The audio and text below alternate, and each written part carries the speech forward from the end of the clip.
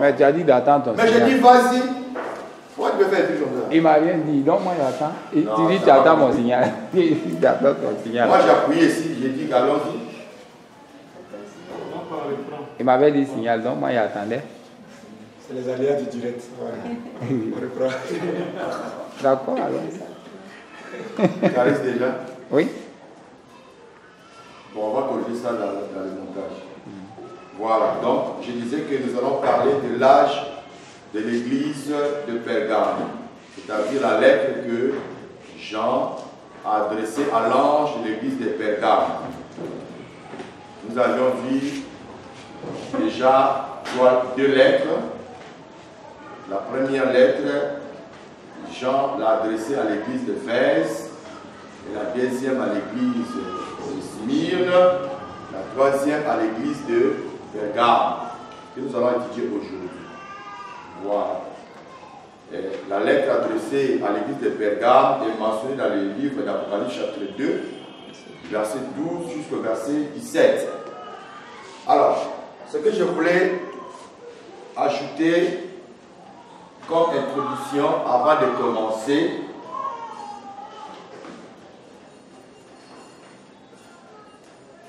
il y a une parenthèse que je voulais ouvrir pour éclairer les enfants de Dieu qui vont suivre ce message.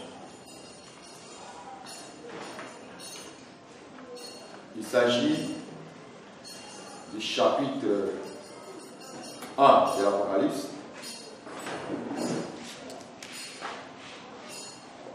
Quelqu'un peut lire le verset 10 à le verset 11. Apocalypse 1, 10 à 11.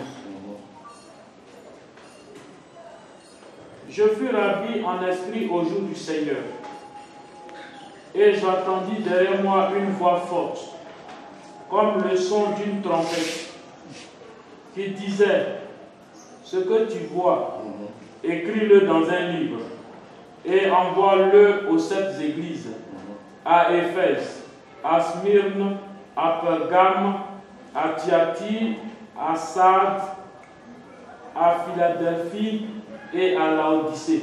Ok. Ce que tu vois, écris-le dans un livre. Regardez bien, il s'agit de combien de livres là? Ce que tu vois, écris-le dans un livre. Il s'agit de combien de livres?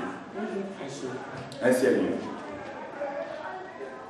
L'ange lui dit, ou alors la voix lui dit, ce que tu vois, écris-le dans un livre.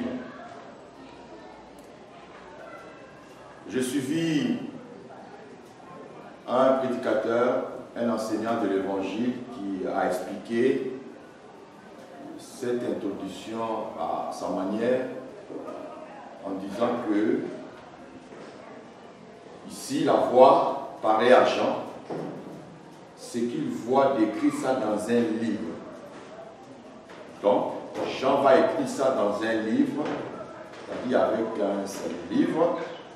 Et c'est le seul livre-là qu'il va se promener avec ça d'une église à l'autre. C'est-à-dire,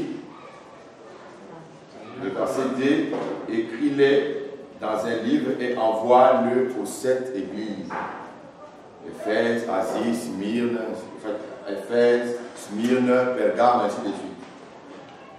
Donc, dans son interprétation, il a développé que il ne s'agit pas de 7 livres.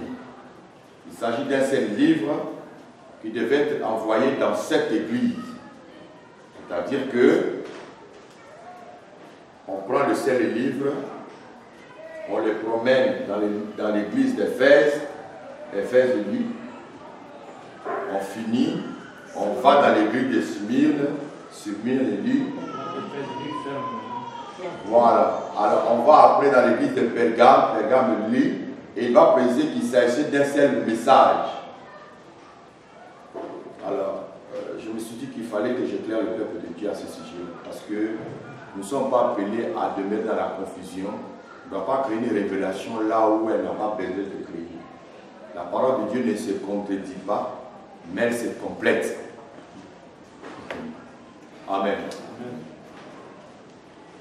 Alors, nous allons aller dans les Écritures pour découvrir d'abord le langage de Dieu par rapport à ce qu'il disait et voir la différence de ce message entre les 7 églises.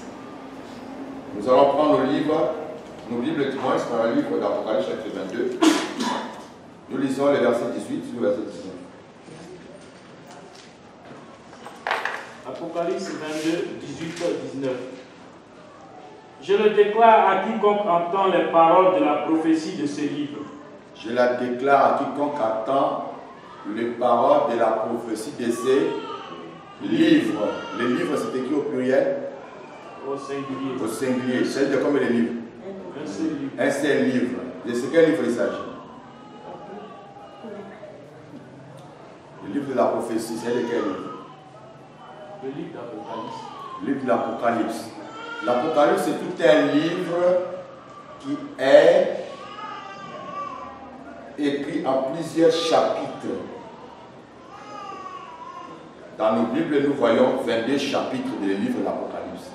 Il n'y a pas de livre de l'Apocalypse, il n'y a qu'un seul livre de l'Apocalypse. Mais chaque livre contient ce qu'on appelle des chapitres. Pourquoi? Dans l'ancien temps, il n'y avait pas une Bible. Chaque prophète avait son livre à lui. C'est ce qu'on appelait les parchemins, les rouleaux. Quand l'eunuque éthiopien a croisé Philippe dans son chemin, Philippe l'a trouvé que l'eunuque lisait les livres du prophète Ésaïe. Or, Ésaïe, dans son sein, il y a plusieurs chapitres. Et chaque chapitre a un message particulier d'un chapitre à l'autre. Est-ce que vous comprenez? Oui. Ok. On descend un peu, avant d'expliquer encore les détails. On prend après chapitre 2. Non, on laisse d'abord après chapitre 2. Nous allons prendre Actes des Apôtres, chapitre 7, verset 42.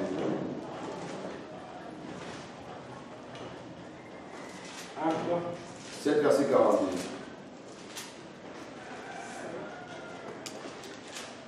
Acte 7, verset 42. Alors Dieu se détourna et les livra au culte de l'armée du ciel, selon qu'il est écrit dans le livre des prophètes. M'avez-vous offert des victimes et des sacrifices pendant 40 ans au désert? Selon qu'il est écrit dans les livres, c'est écrit au singulier des prophètes. Les prophètes, c'est écrit au pluriel. Au pluriel. Est-ce que vous comprenez un peu? C'est-à-dire que plusieurs prophètes ont écrit dans combien de livres? Dans un seul livre. Est-ce que vous comprenez ça un peu? Cela veut dire quoi? Dans le livre d'Apocalypse, il y avait à l'intérieur des lettres qui devaient être écrites spécialement pour chaque ange de l'église, où chacun devait recevoir sa lettre à lui. C'est ainsi que, quand nous venons au chapitre 2, Apocalypse, venons au chapitre 2,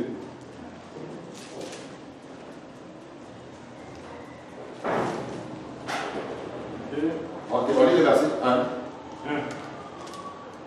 Le jour. Apocalypse chapitre 2. Apocalypse 2, 1. Écrit à l'ange de l'église d'Éphèse. Voici ce que dit celui qui tient les 7 étoiles dans sa main droite. Amen. Ce que tu vois écrit dans un, mais au chapitre 2, le verset 1, il dit quoi? Écrit à l'ange de l'église d'Éphèse. Ça devient une lettre personnalisée pour l'ange de l'église d'Éphèse. Ce qui fait que le message adressé à l'ange de l'église d'Éphèse n'a rien à voir avec le message qui doit être adressé à l'ange de l'église de Smyrne. Quand tu prends l'église d'Éphèse, tu lis le message, tu vois que Dieu reproche à cette église-là, ils ont abandonné leur premier amour. Est-ce que vous comprenez? Donc, ce n'est pas le même message d'Éphèse que je vais prendre pour aller montrer à l'ange de l'église de Smyrne. Or, l'ange de l'église de Smyrne, là-bas, Dieu les fortifie de prendre du courage parce qu'il y aura des personnes qui seront mises en prison et ils seront tués.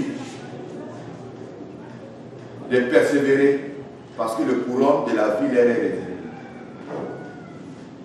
Maintenant, dit, le chapitre 2 toujours, le verset 8. Apocalypse 2, 8. Écrit à l'ange de l'église de Smyrne, voici ce que dit le premier et le dernier. Ah, vous voyez, là maintenant il dit quoi? Écrit à l'ange de l'église de Smyrne. C'est-à-dire, l'église de Smyrne a reçu aussi les lettres. Maintenant, ce sont ces lettres-là qu'on a mis ensemble pour former un seul livre, appelé livre de l'Apocalypse. Mais, ça n'a pas empêché Dieu, ou alors le Seigneur, de dire à Jean d'écrire à chaque église une lettre. Si tu prends des faits jusqu'à Laodicée, chaque église a reçu une lettre avec son message particulier.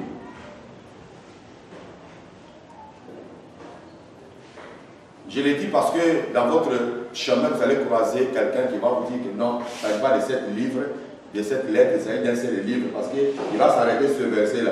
Ce que tu vois écrit dans un livre. Donc c'est le seul livre-là, on allait d'église à église pour montrer à l'ange des livres. Si on finit à Éphèse, on va à Smyrne, on monte, et c'était le seul message. Non, c'est pas ce que la Bible nous dit. Je ne sais pas si on se comprend. La Bible nous fait comprendre que dans le seul livre, il y avait des lettres destinées à chaque église. C'est ainsi que Dieu va dire écrit à l'ange de l'église de Smyrne, d'Éphèse, de Sardes. Et les messages sont purement différents. Alors, si on prend le message de l'ange de l'église d'Éphèse, on envoie ça à l'ange de l'église de Smyrne, il sera dans la confusion. Lui-même va se demander, mais quel est le premier amour qu'on a abandonné? On va à l'église de message de l'église de Pergame, on envoie ça à l'église de Smyrne.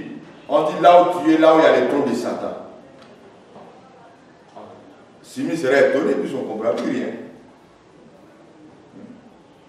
Et là même, il y a eu même la mort d'un témoin de Christ qui s'appelait Antipas. Et on va dire à Smyrne qu'Antipas est mort chez vous. Smyrne va dire, mais non. Il n'y a pas Antipas n'est pas mort ici. Donc c'est pour préciser ça que le message adressé à chaque église, c'est un message différent d'une église à l'autre. 2, le Seigneur lui-même a demandé à Jean d'écrire une lettre à chaque église. Amen. Donc voilà un peu ce que je voulais donner pour que vous compreniez un peu, parce qu'il y a des personnes qui veulent se faire un peu des choses, créer un peu de mystère dans la parole de Dieu. Or la parole elle-même, elle s'explique. Voilà. Donc nous allons rentrer maintenant dans l'âge de Pergame, l'église de Pergame. Nous allons faire la lecture, chapitre 2, l'Apocalypse. 2 à partir du verset 12. Écrit à l'ange de l'église de Pergame. Voici ce que dit celui qui a l'épée aiguë, à 2 tranchants. Je sais où tu demeures.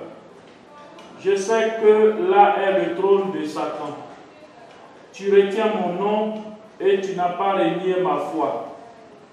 Même au jour d'Antipas, mon témoin fidèle qui a été mis à mort chez vous, là où Satan a sa demeure.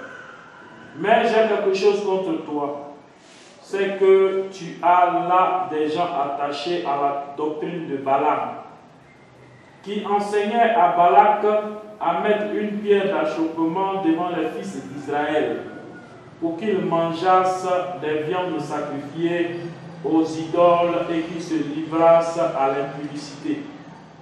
De même, toi aussi, tu as des gens attachés pareillement à la doctrine des Nicolaïtes.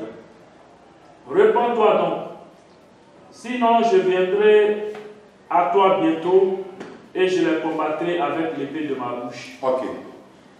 Merci. Avant de rentrer dans les détails, il fallait quand même que nous parlions un peu de la ville de Pergame. Ok? Voilà. Je crois que sur la littérature, j'ai écrit que Pergame signifie le citadelle ou alors le parchemin. Nous allons les définir pour comprendre un peu pourquoi ils ont dit cela. Ok? Donc là, nous allons un peu dans l'histoire, qui n'a rien à voir avec la révélation de la parole. L'histoire nous fait comprendre que la ville de Pergame est située au fond d'un golfe au nord d'Éphèse. Et son église, pardon, j'ai dit son église. Voilà, le nom de Pergame, c'est de cette église, n'est pas mentionné dans d'autres parties de la Bible. Si ce n'est que dans le livre d'Apocalypse, chapitre 2, le verset 12. Et là, on voit le nom de Pergame. Mais sinon, dans la Bible tout entière, on n'a pas vu le nom de Pergame.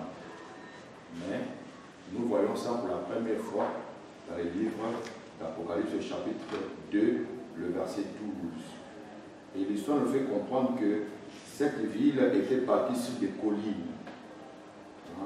C'était bâti sur des collines et c'était une forteresse incomparable. C'est-à-dire la ville même était une forteresse. Vous connaissez ce qu'on appelle une forteresse? Forteresse, c'est quoi? Dans l'Antiquité, ce sont des villes autour desquelles ils ont érigé des grands murs, vraiment, qu'on ne peut pas franchir. On ne peut pas franchir, voilà. On peut appeler ça des forteresses ou alors des citadelles. Tu vas avoir des grands murailles. L'épaisseur même l'épaisseur même c'est bien large et c'est bien blindé. Tu ne peux pas rentrer là-bas n'importe comment. Et puis c'est large. Vous voyez, la ville est conçue sur des collines et la ville était vraiment barricadée. Il y avait des forteresses tout autour. Et voilà pourquoi on a donné le nom de citadelle. Amen. Parce que la ville était vraiment protégée. Voilà. Maintenant, l'histoire nous fait comprendre que c'est Alexandre le Grand. Alexandre le Grand fit partie de ce personnage qui ont conquis le monde à son temps, après l'empire babylonien, l'empire Mède-Perse, et vient maintenant l'empire grec qui a été dirigé par Alexandre le Grand. C'est lui, dans sa conquête-là, il a réussi à récupérer cet empire-là. Pergame était encore un royaume, si on peut exprimer comme ça. C'était encore un royaume. Alors, l'empire universel de Alexandre le Grand a pris le dessus. Et c'est comme ça que cette ville de Pergame, à l'époque qui était comme un royaume, a été gagné par Alexandre le Grand. Et il était encore jeune. Ce jeune homme a bien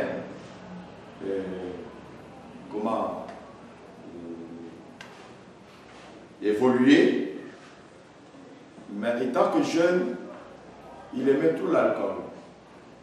L'histoire nous fait comprendre qu'Alexandre le Grand, c'est l'alcool qui l'a vraiment affaibli. Et par fini, ce monsieur a été tué. L'alcool l'a emporté. Je l'ai dit. Voilà. Et quand l'alcool l'a emporté, il y a eu maintenant 4 grands généraux qui sont sortis de son empire. Il y avait le général Séleucus, le général Ptolémée, le général Cassandre et Lysimachre. Voilà ces 4 généraux qui ont pris le pouvoir après la mort d'Alexandre le Grand pour diriger l'empire. Mais dommage pour eux, ils se sont divisés. Chacun a pris une partie de l'empire pour le gouverner. Voilà. Alors, en faisant cela, il y avait maintenant Lysimachre, c'est-à-dire le général Lysimachre. Lui, de son côté, il avait un lieutenant appelé Philétaire. le Tnafilétaire, qu'est-ce qu'il va faire? Il va maintenant créer une situation pour se rendre indépendant. Or, lui, il va prendre Pergame comme un royaume indépendant, où lui-même va installer ses bases dans ce royaume-là, de Pergame. Amen. Amen. Ça, c'est à l'an 282. Et à l'an 282, il voulait quand même avoir la force. Il va se relier à Rome. Rome devient son allié. Très souvent, nous voyons certains pays pour devenir puissants, il a besoin d'un allié. Voilà. Et Rome devient son allié. Et c'est comme ça que le pays a commencé, pardon, le royaume a commencé à évoluer. Mais, chose bizarre, ça n'a pas donné encore la force à cet empire de résister longtemps, parce qu'il y avait déjà une faiblesse de division. Là, il y a la division, l'empire devient faible. Donc, l'empire grec, ça ne pouvait pas rester longtemps. C'est ainsi que, à la longue, il y a eu maintenant l'empire romain qui va chercher à prendre le dessus. Ça, c'est le 4e empire universel. Il va chercher maintenant à prendre le dessus sur tous ces empires-là et il va conquérir maintenant l'empire grec et l'empire romain va s'installer. En s'installant, c'est maintenant, il y avait à Rome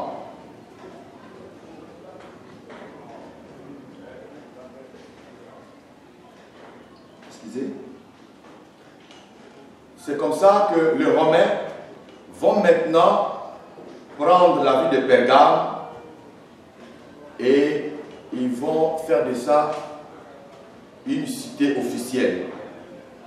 Pourquoi une cité officielle? Parce qu'ils devaient installer là-bas et ils appellent ça proconsul. Voilà, je ne sais pas dire préconsul, c'est là-bas le siège devait être, le siège des préconsuls devait être maintenant à Pergame. Voilà. Donc, étant que Pergame devient le siège officiel de préconsul, et c'est comme ça que lui, il va décider maintenant d'ériger le plus grand trône, ou alors l'autel. La Bible appelle ça l'autel de Satan, le trône de Satan. Voilà. Et l'autel a été à la forme d'un trône qui vont dédier à leur dieu Zeus. L'autel a été dédié au dieu Zeus. Et bizarrement, quand Rome a pris le monde, je voulais préciser une chose, le Pergame est devenu une province. Ce n'est plus une empire, c'est devenu une province de l'Asie mineure. Amen. Mais sous la coupole de Rome. Voilà. Et Rome va maintenant installer des différents dieux à Pergame. Et Pergame devient vraiment le centre démoniaque de l'idolâtrie. C'est-à-dire toute forme de démon, de l'idolâtrie qu'on peut imaginer était à Pergame. On pourrait trouver là-bas des démons à la forme d'animaux, c'est-à-dire la tête d'animal, les pieds d'homme. Ok. Et là-bas, il y avait l'adoration des serpents dans la même ville.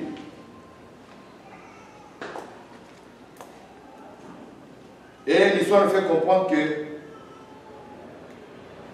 il y avait aussi, en dehors de Zeus, Zeus qui veut dire sauveur, il y avait Athéna, Athéna qui veut dire la victoire.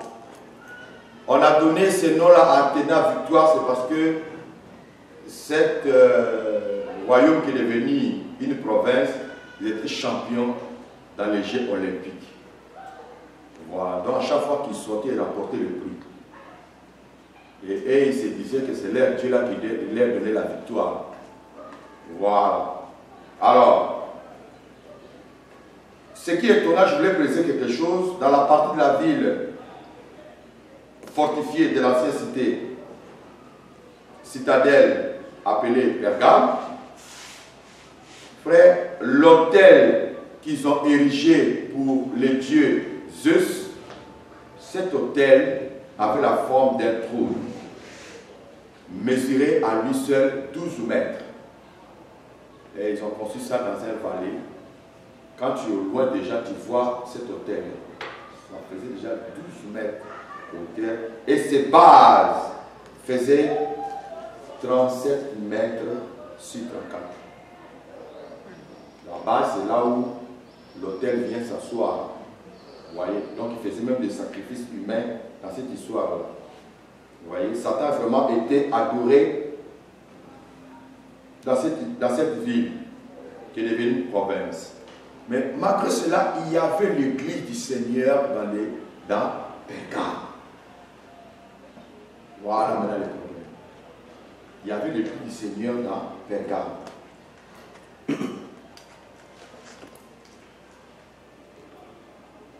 Avant de rentrer dans le message de l'église, je voulais quand même faire ressortir pourquoi le nom de parchemin est sorti dans Pergame.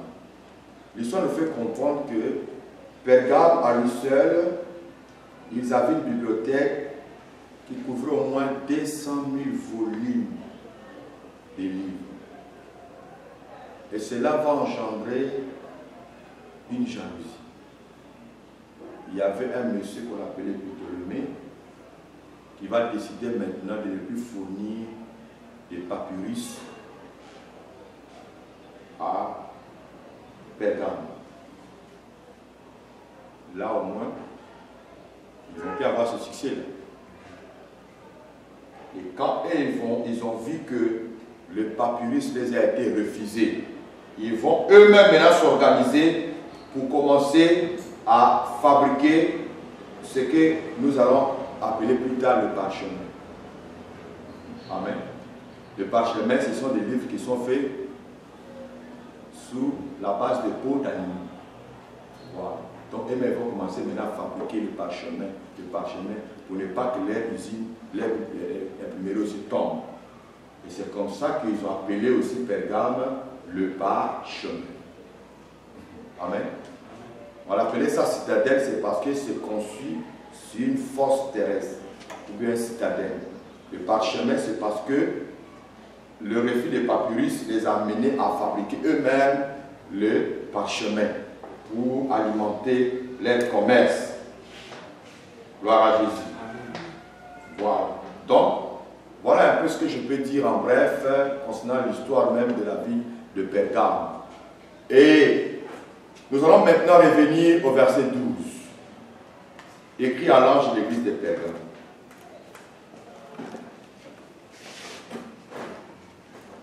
Au verset 12.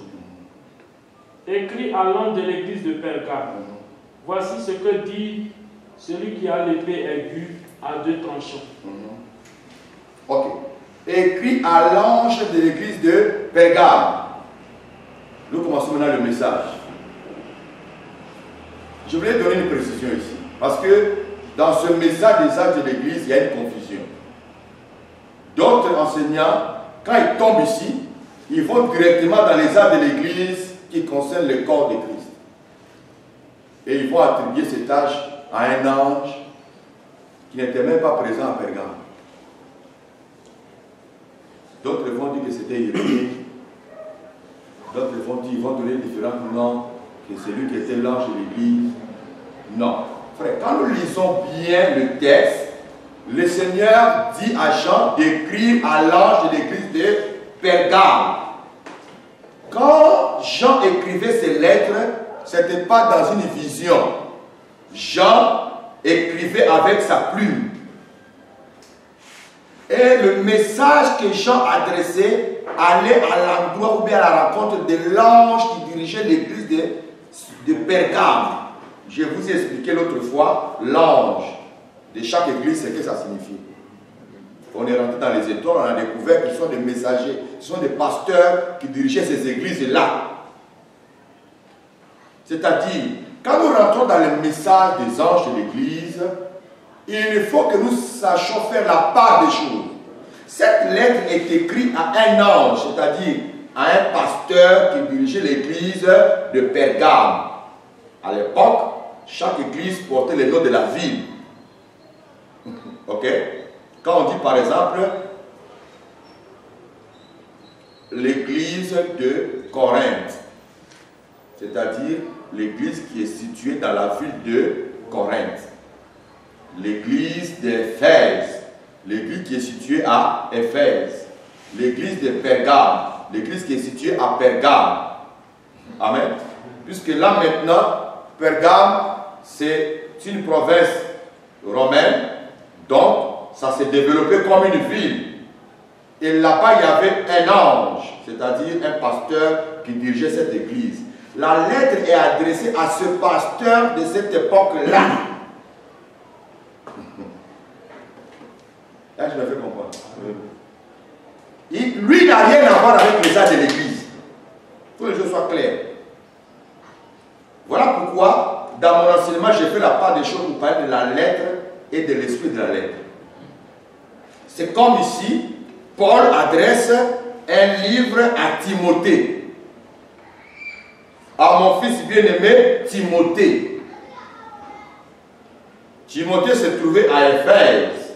Et Paul écrit à Timothée qui est à Éphèse. Donc Timothée reçoit la lettre, il doit lire le message que Paul a écrit. Amen. C'est ça la lettre. C'est ça que nous appelons les épîtres. C'est-à-dire que Paul a écrit. Jean aussi a écrit à l'ange qui était à Pergame. Là, on ne parle pas des âges de l'église. Mais on parle d'une lettre qui est adressée à cet ange-là par rapport à la situation qui s'est passée dans son église. Je ne sais pas si je me fais comprendre. C'est-à-dire que les âges de l'église, on en parlera après. Amen. D'une manière de dire que quand Paul écrivait aux Corinthiens, il écrivait vraiment aux Corinthiens. Mais dans l'esprit de la lettre, ça va maintenant s'élargir, ça va rentrer maintenant pour une autre connotation, selon les âges de l'église. C'est-à-dire, quand on parle des âges de l'église, ce sont des périodes, des générations qui viennent à chaque fois.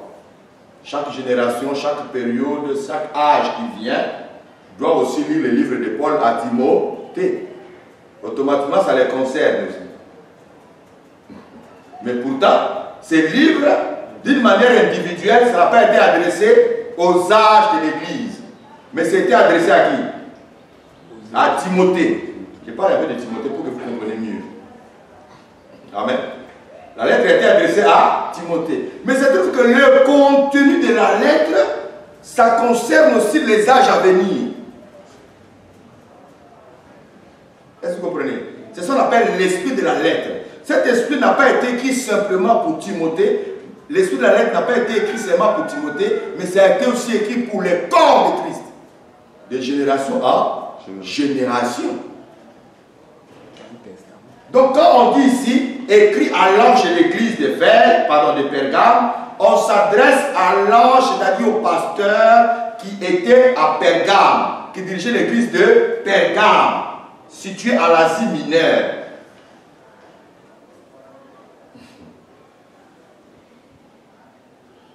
J'ai lu un commentaire, on dit ici, l'ange de l'église de Pergame, c'était Martin. Martin d'Hongrie, patati patata. Non! La Bible ici ne nous donne pas, le nom de l'ange de Pergame n'est pas mentionné. On va aller étape par étape, vous allez découvrir par vous. Amen. De la même manière, la lettre était adressée à l'église d'Éphèse, à l'ange de l'église d'Éphèse, Smyrne. De la même manière, cette lettre est adressée à l'ange de l'église de Pergame. C'est lui qui reçoit la lettre.